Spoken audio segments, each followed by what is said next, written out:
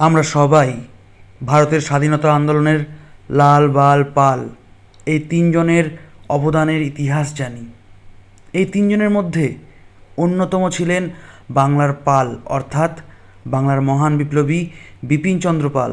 বাংলা তথা ভারতের স্বাধীনতা সংগ্রামী সেই বিপিনচন্দ্র পাল বাংলা ও বাঙালির বিষয়ে কী বলে গেছেন আসুন জেনে নেই।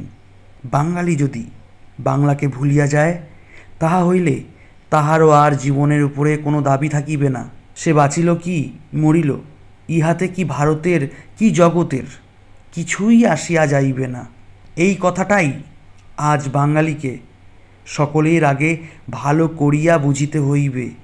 আজ যখন সিবিএসসি আইএসসির পাঠ্যপুস্তক থেকে বাঙালি ও বাংলার ইতিহাস মুছে ফেলা হচ্ছে, বাংলা বলার জন্য পশ্চিমবঙ্গের বাঙালিকে বাংলাদেশি বলা হচ্ছে বিজেপি শাসিত রাজ্যগুলিতে এবং তৃণমূল শাসিত পশ্চিমবঙ্গে।